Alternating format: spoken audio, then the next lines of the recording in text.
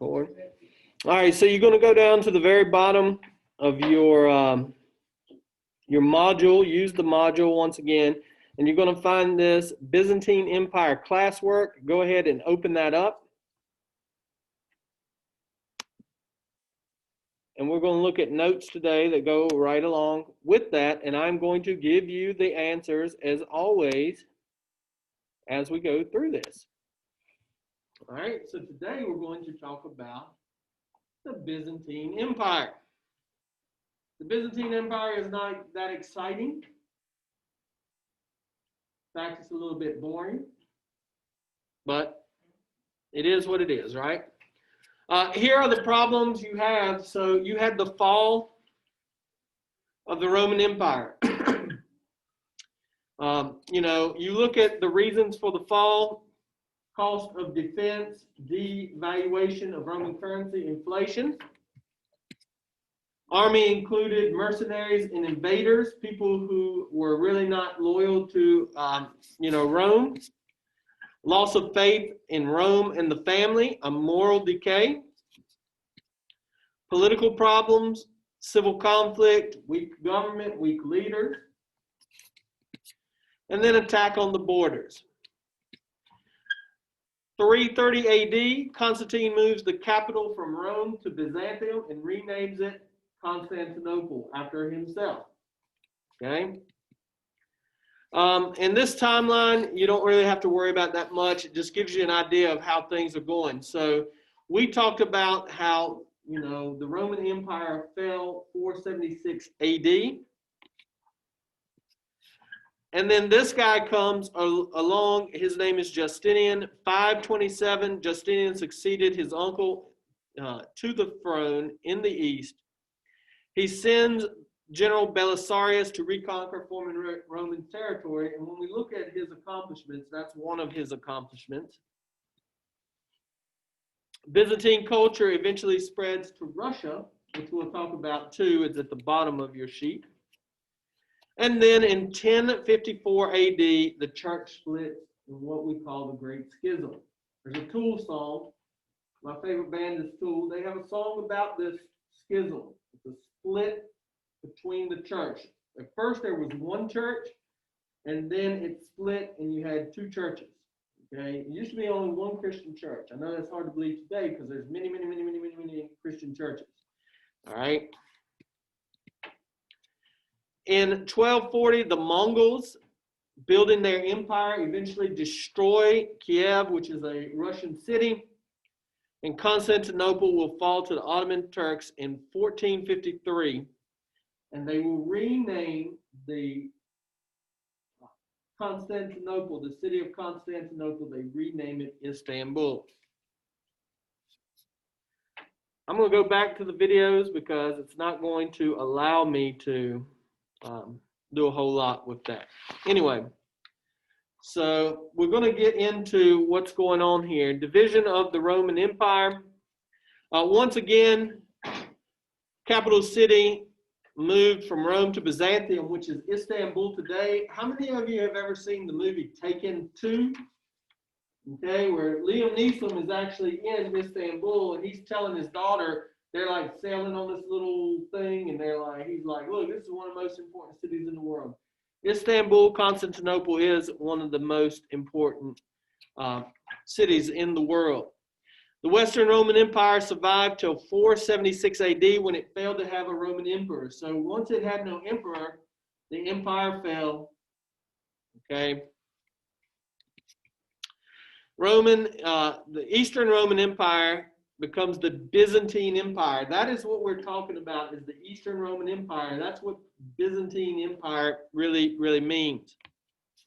In Asia Minor, they replaced Latin with the Greek language. Okay, so once again, the capital of the Eastern Roman Empire was changed to Constantinople. Location. The location is really important because it is protection from the eastern frontier, and what that means is they're far away from the Germanic invaders, so you don't have to worry about them invading. Distant, and just what I said, distant from the Germanic invasions. Constantinople is a crossroad of trade between Asia and Europe. Black Sea trade is going to be very important here. It's easily fortified on a peninsula bordered by natural harbors. So it's a peninsula, and it makes it difficult because you can see attackers coming to the city from many different, avenues. So it's really easy to fortify it, keep the city safe from invasion. All right, here you see the map. I didn't make you do this map this time because I just want to get through this, but it is important to understand where this is located. So if you look up here and you see the Aegean Sea here, and the Dardanelles Strait is right here. Okay, once you sail through here, what you're trying to do is trade with all these Asian areas in what's called the Crimea today. A very important, I guess what you would say, trade route here. So you would go right through Constantinople. And this becomes an important city because people stop here before they get here, and they trade and they do things like that. So Constantinople really is one of the most important cities ever. It is a crossroad of trade, and Black Sea trade is really what you're looking at. Lots of stuff coming through the Black Sea to the Mediterranean and all throughout these regions, okay? There you see it on a larger scale. Here you find Constantinople located right there. The Black Sea is here. Asia Minor is where you would also associate with Constantinople. It's like right there. It goes all the way around here. Now, why did they speak Greek? Well, they're really close to the Greeks, and the Greek influence was very powerful. So that's one thing that you look at there as far as them speaking Greek. All right, role of Constantinople, formerly known as Byzantium, renamed for Emperor Constantine, the seat of the Byzantine Empire. And one thing they did was preserve classic Greco-Roman culture. Greco-Roman culture being Greek and Roman culture that everybody likes. All right, I'm not going to do the wraps here.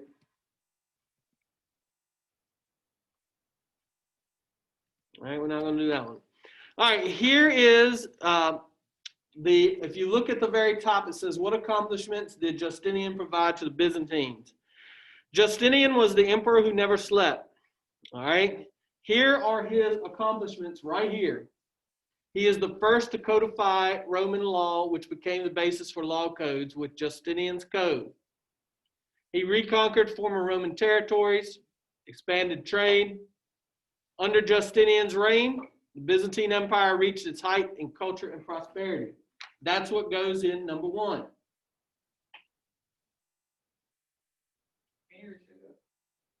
It's right there. All of that is what goes in that first question. I know it seems like a lot, but you're typing it in, right?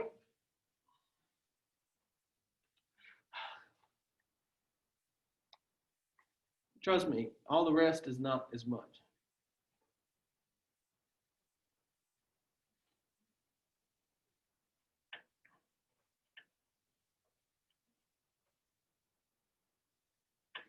So this goes, we're under WH1 8B. What accomplishments did Justinian provide to the Byzantine Empire?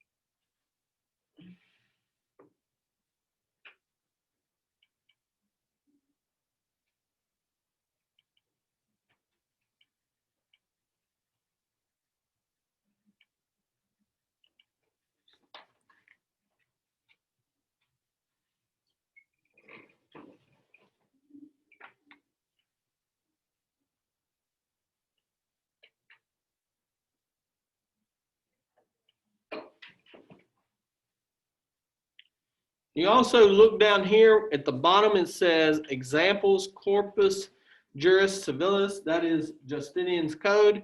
And then the Hagia Sophia is a large domed Byzantine church that he had rebuilt. And I'm going to show you pictures of that. So that's one of his accomplishments too, the building or rebuilding of the Hagia Sophia.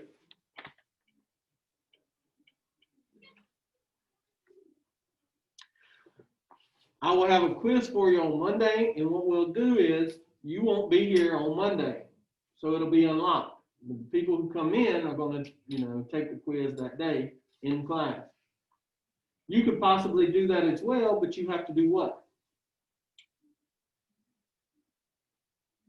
You have to join the class. You can't just be sitting at home or in bed, probably, right? You're only going to wake up to what, noon, 1, something like that. Just remember, classes go on. They're different. On Monday, it'll be something different. We're going to go over Islam, my favorite subject. I love Islam. I'm not Muslim, but it's fascinating. You know what I mean? It's not like, I'm going to be a Muslim or anything, but Islam is a fascinating religion because, in general, it's very, very demanding of its followers. You have to pray 5 times towards Mecca. You have to, go on a pilgrimage to Mecca once in your life, which is in Saudi Arabia. You have to give charity and alms. You have to give 2.5% of your money to people who are poor. You have to, you have to do a lot of significant things. So we'll look at that tomorrow, but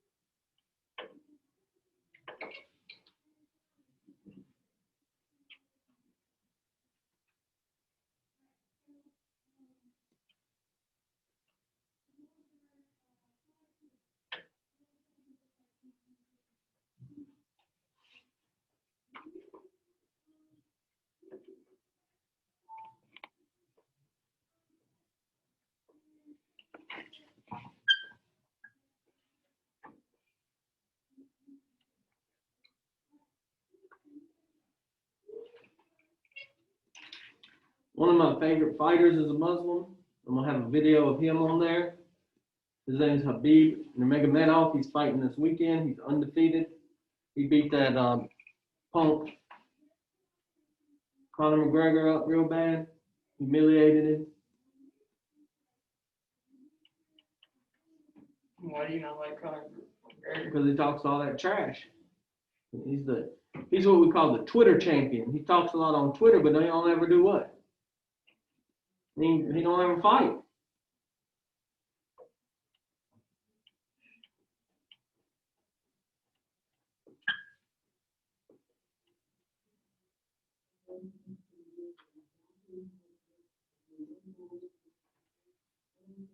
All right, everybody got this? Everybody good? All right. So when we look at Justinian's law code, a lot of people don't, you think, well, Rome had the 12 tables. What Justinian did was he looked at the Roman laws that were outdated and he got rid of many of those, or he changed them. I want you to think, there's a lot of outdated laws in the United States. For years and years, people just didn't go through and go, hey, this is a stupid law, we need to get rid of it, because there's so many what?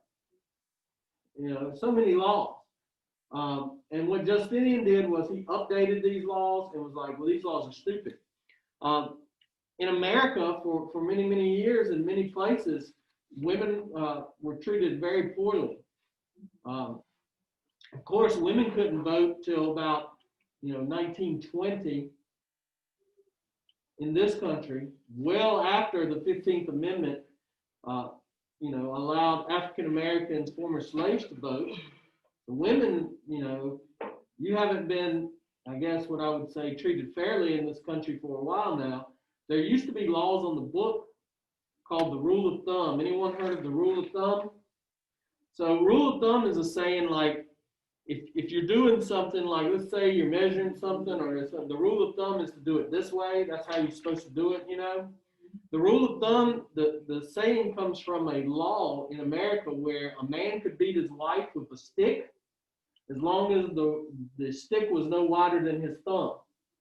Okay, so those laws, are obsolete now because you can't go around beating your wife anyway. But Justinian's law code really took a look at law and said, these are good, these are bad, we're going to get rid of this, we're going to keep these.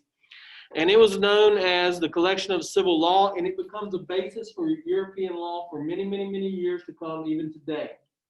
A lot of things you found in Justinian's code, you find in European law today. What's up? I'm Justinian. I was like the most awesome Byzantine emperor, and I was known for years of like awesomeness when I reigned.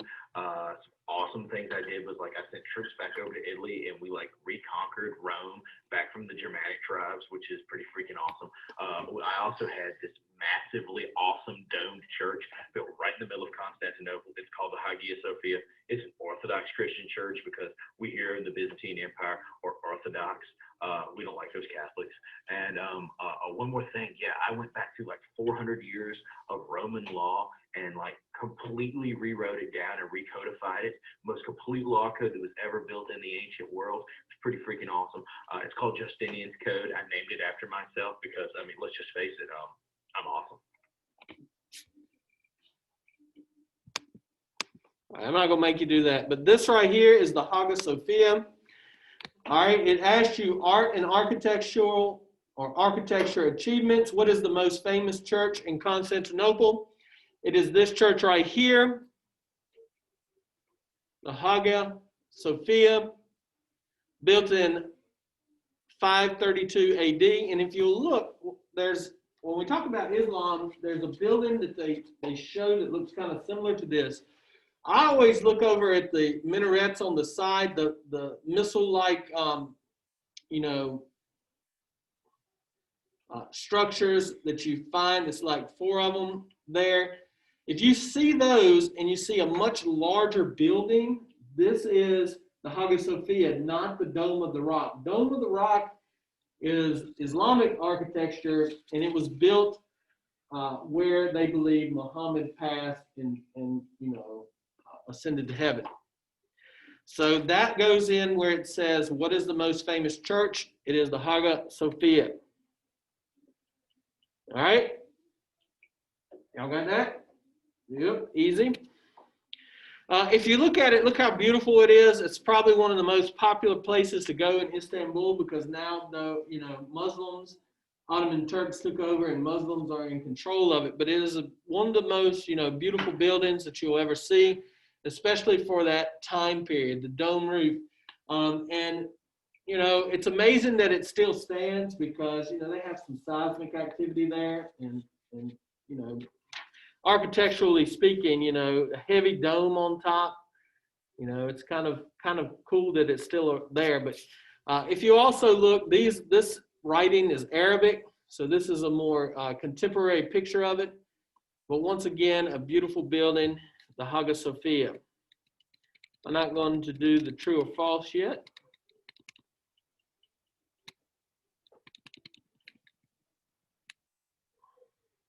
All right, here comes one of the big things on here, and I'm going to put up a chart so it'll make it simpler. So differences between the Western and Eastern churches. If you look at under WH1 8D, you have the Western and Eastern church. The cultural and political differences between the East and the West Roman Empire weakened the unity of the Christian church and led to what we call a schism and the division of the church. So I'm going to put up a chart. You don't have to put this in yet. So I'm going to put in a chart, but the Western church is located in Rome, where you have the Eastern church in Constantinople.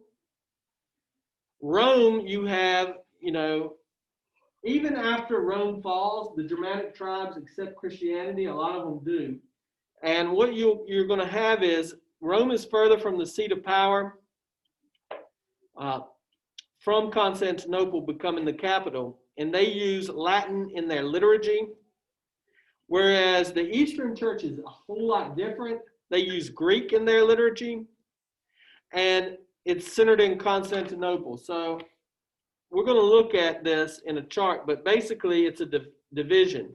And what you need to think about is like Biggie versus Tupac. East Coast versus West Coast, right? You know, they're two different rappers, both of them very popular. Okay? Not, they don't always get along with each other either. So once again, just wait on this, but the division between the churches, in the West, you have the Pope. Roman Catholic Church today is still the Pope. You know, the Pope tells people what to do. The authority of the Patriarch eventually accepted in the East. Practices such as celibacy eventually accepted in the West, which means, okay, if you go to church in the West, you're a Roman Catholic, the priests have to practice what we call celibacy. They can't marry, they can't date women, you know, they can't have sex. That's what celibacy is, okay? But in the East, okay, it was okay to marry. Divorce was never allowed in the Catholic Church, but in the Eastern Orthodox Church, you could get a divorce. And it was under rare circumstances, but at least you could get a divorce, right? Icons were very controversial. So here's the chart that's going to help you. Oh, well, let me skip ahead. Normally, I would have you do this assignment. I really love this assignment. It's really easy, and you would make this right here, and I would put it on the wall. You can see some of the stuff that I've had in the past, but, you know, I know you can't do it now, but this really shows everything with the split of the Christian church. But let's look at the chart, and let's get your answers in. All right, if you look on yours, it says, what is the name of this church? Look here where it says type of Christianity name. In the Western Church, you've got the Roman Catholic Church. Eastern Church is the Eastern Orthodox Church. All right, so that goes in there. All right, name of the church in the West is the Roman Catholic Church. Name of the church in the East is your Eastern Orthodox Church. Next question. Where was this church centered? Where was this church centered? So look where it says capital city. The Western Church, you are centered in Rome. The Eastern Church is centered in Constantinople.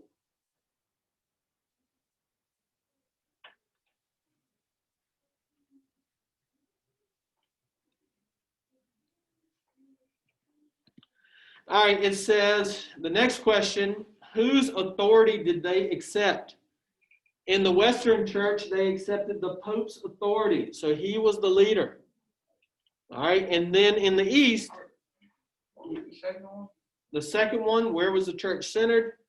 The capital city of Rome for the West, and the capital city of Constantinople in the East. So the Eastern Church accepted the Patriarch. He was the main guy in the Eastern Church.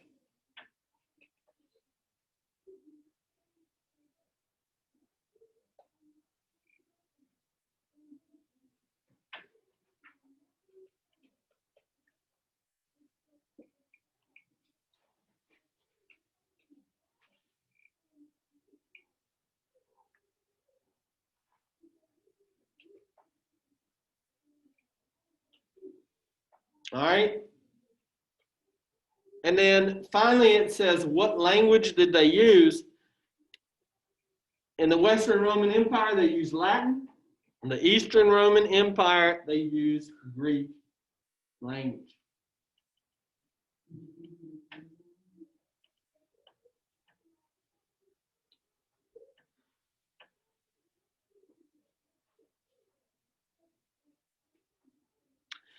They don't have the practices, but remember, the Western Empire, priests practiced celibacy, Pope was the leader, divorce never allowed. And then in the East, priests could marry and divorce was okay under certain special circumstances.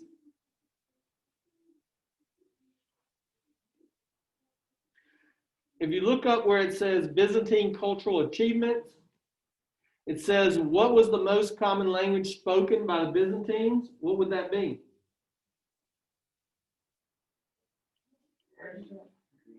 It's Greek. Where it says Byzantine cultural achievements, what is the most common spoken language by the Byzantine Empire? It is Greek.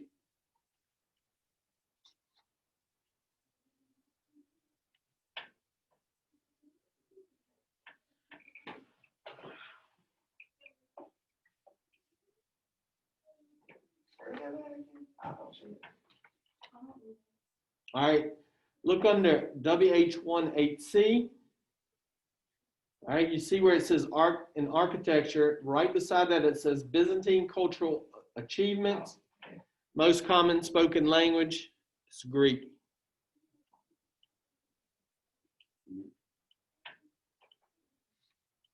Got it? Yeah. Wait, the first one is The first top one. Look right here. It's right here, right there.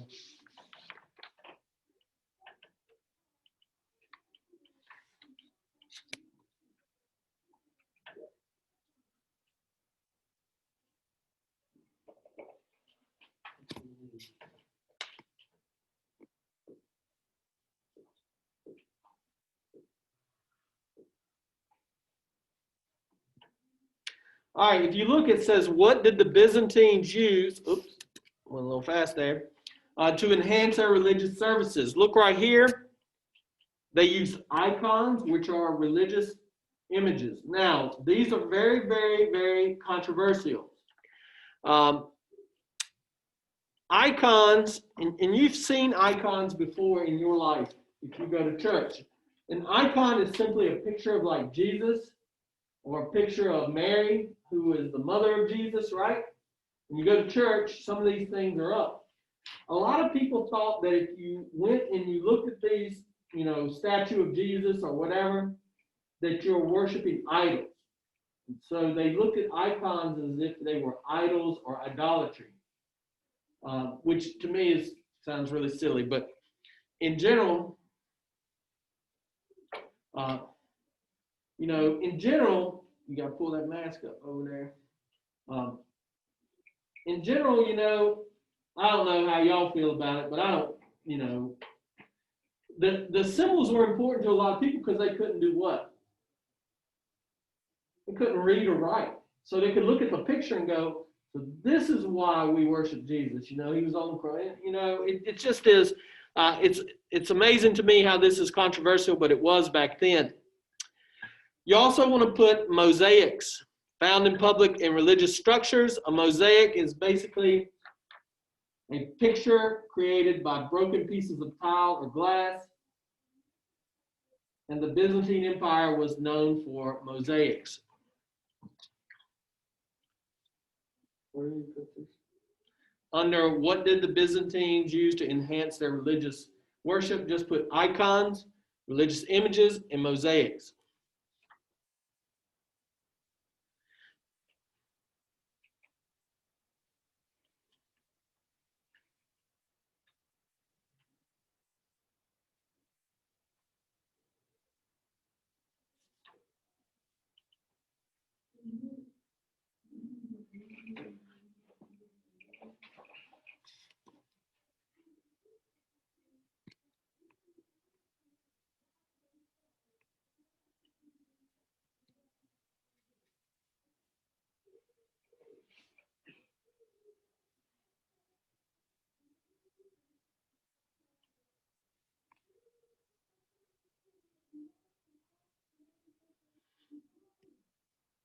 All right, so moving on.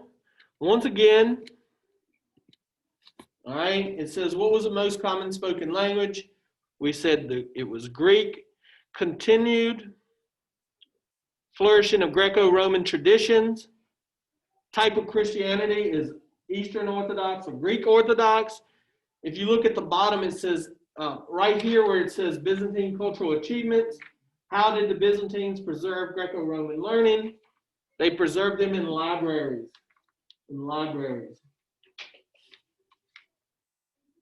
You'll find everyone wants to keep, Greco-Roman culture and traditions alive.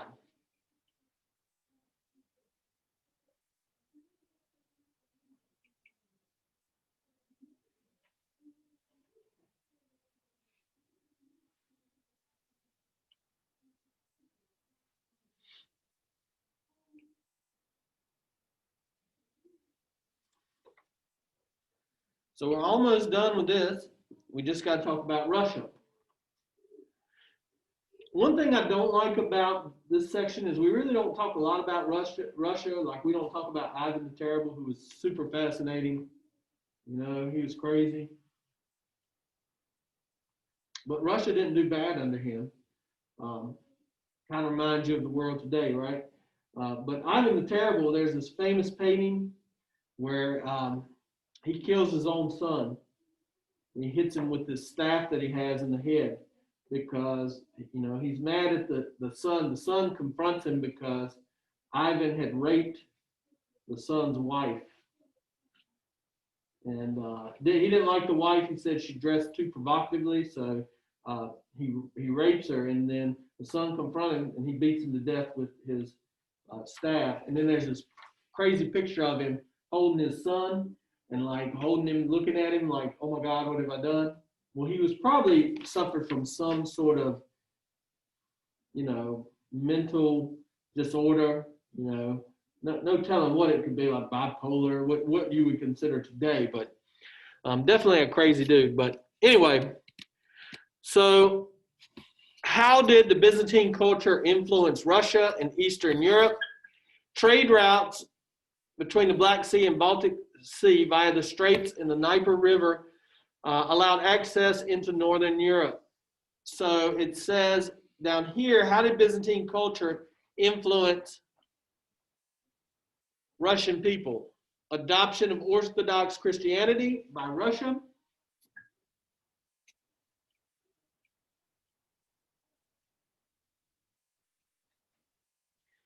And adoption of Greek alphabet into the Slavic languages by Saint Cyril.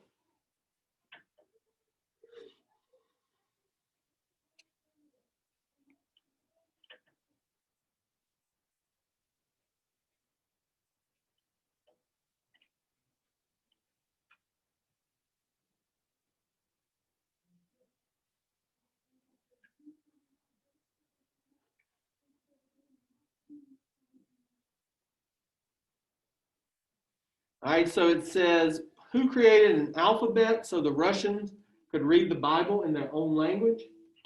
It's this guy right here, Saint Cyril. This is what we call the Cyrillic alphabet. Remember, a lot of these countries, and they weren't even really countries back then, these territories, they spoke many, many different dialects of different languages. So this was a common one that people could understand and read the Bible in. And this is what really helped spread the Eastern Orthodox Christianity to Russia. For many, many years after this, Russia is, an Eastern Orthodox religious country, whereas Western Europe is still Roman Catholic. And we'll talk about the Holy Roman Empire, all these things. Sean will talk about the Middle Ages. But during this time, the Eastern Orthodox Church is really, really big and important. All right. So when you look at some of the art and architecture from Russia, they got those dome-shaped, onion-shaped dome buildings. Those are Eastern Orthodox type churches. But now, when Russia became communist, Soviet Union, they eliminated all religion. So you weren't allowed to worship Eastern Orthodox Christianity, and they made those buildings like public, buildings, like government buildings. But those things still exist today, and a lot of Eastern Orthodox Christians still existed in Russia, even though it was banned.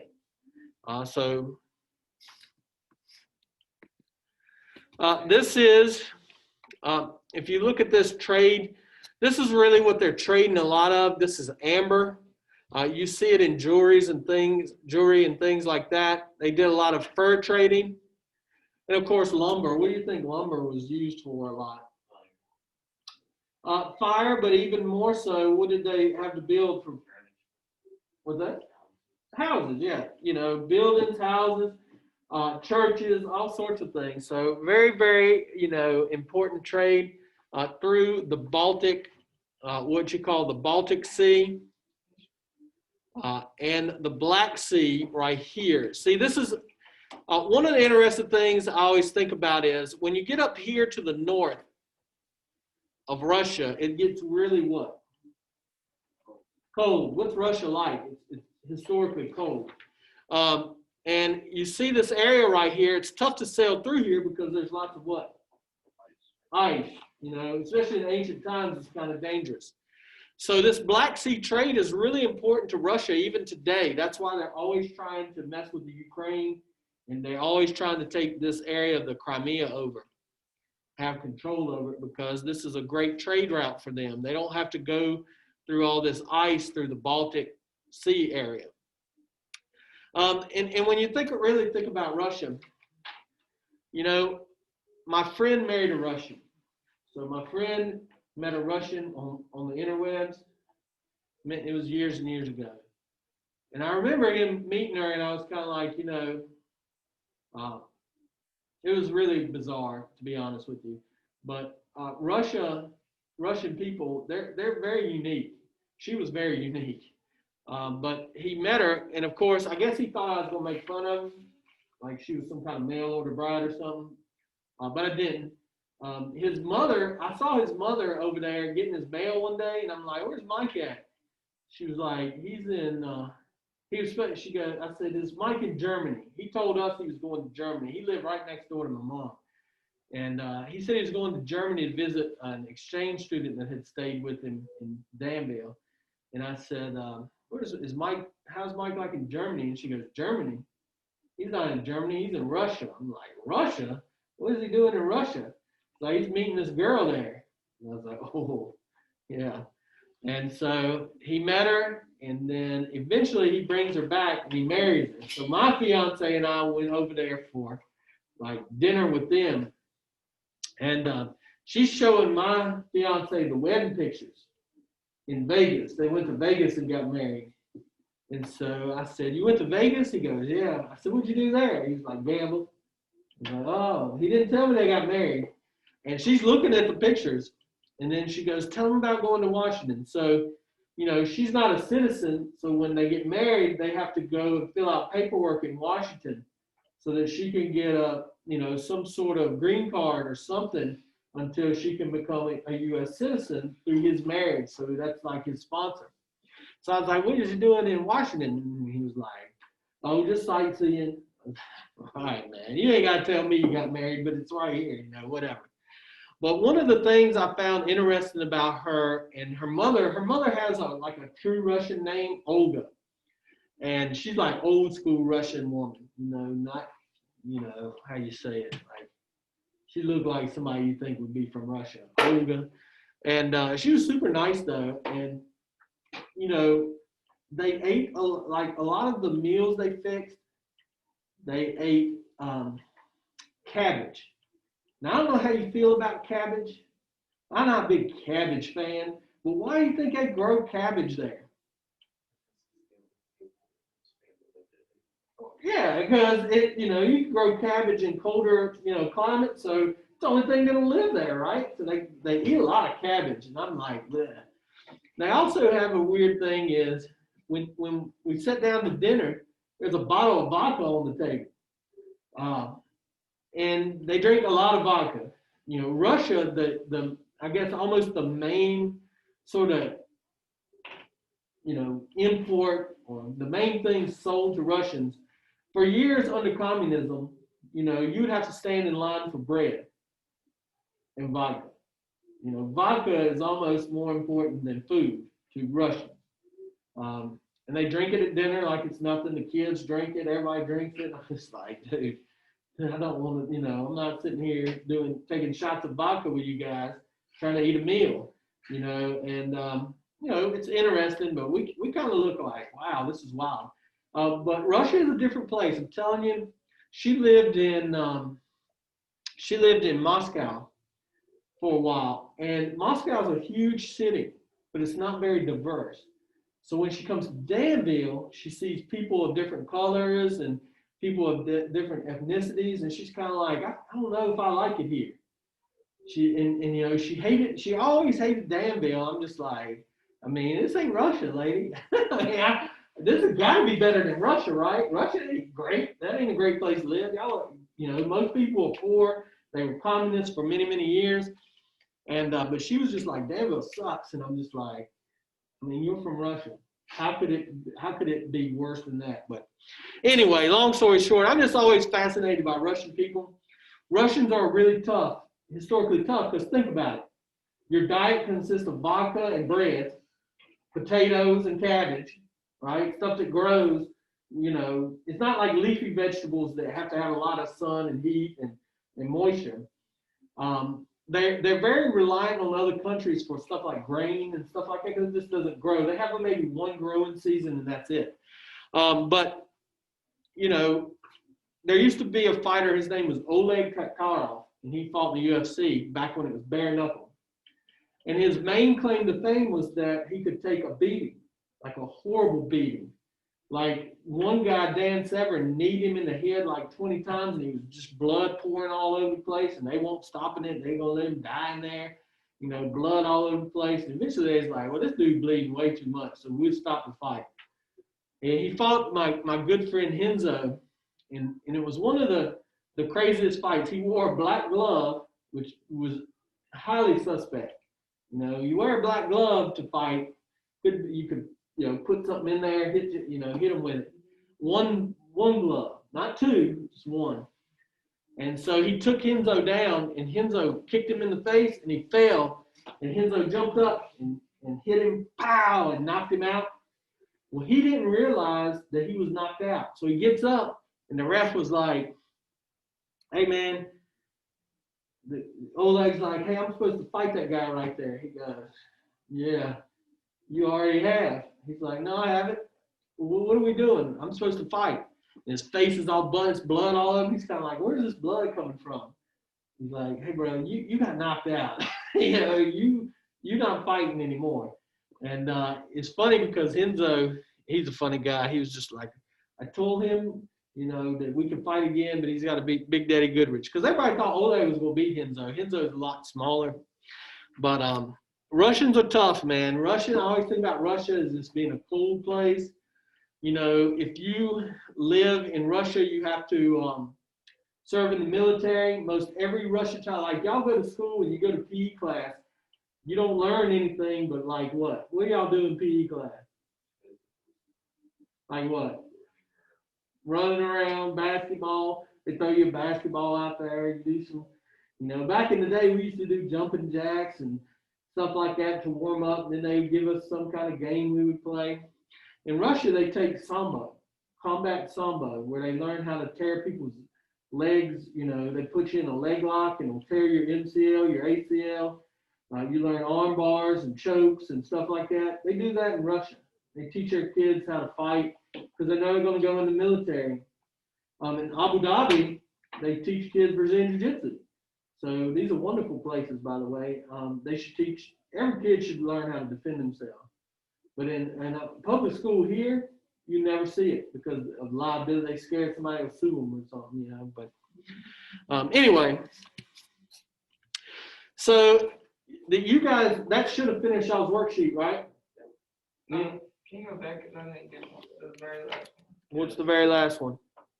That right there. Saint Cyril? Yeah. Okay, yeah. Saint Cyril is he came up with the Cyrillic alphabet, which helped Russians read, the Bible and learn about Christianity. Oh,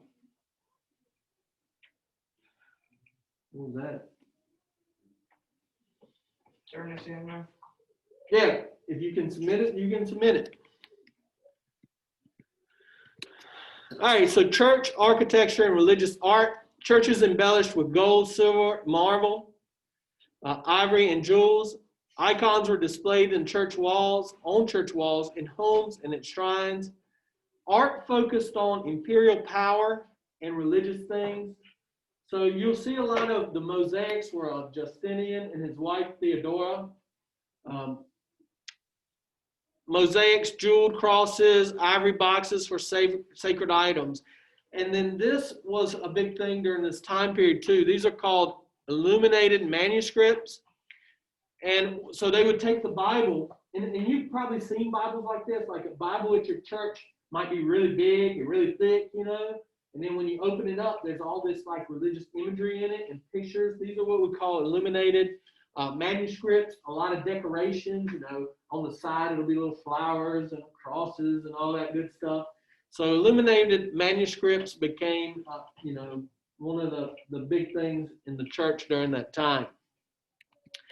And you can look up here and see the Byzantine art and architecture. This is a mosaic right here. I think this is Theodora, which is Justinian's wife. This would be considered, you know, kind of like that. It's an icon because you're seeing the cross. And it was controversial in some way. But look right here. This right here in the middle is your illuminated manuscript. So it's got a little bit of words right here. The books were always really thick because it'd be like the words and then 100 pictures over here on the left. So it's a big old picture right here of people praying, it looks like, and then you have the words here. Illuminated manuscript looks like that. This down here is a, you know, some sort of mosaic. Justinian is here in the middle, and these are his advisors. Some more icons. And this is the patriarch right here. This is what he looks like. A different look than the Pope has. You see the big, like, the hat right there, and then you got these guys and their little hats. Oops. So you do, yeah, that's right. I was right. Mosaic of Theodora, mosaic of Justinian.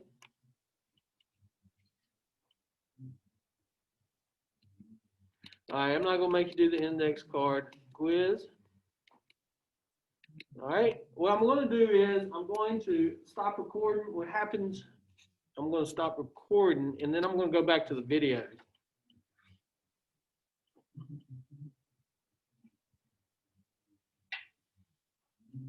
Because what happens is, come on now.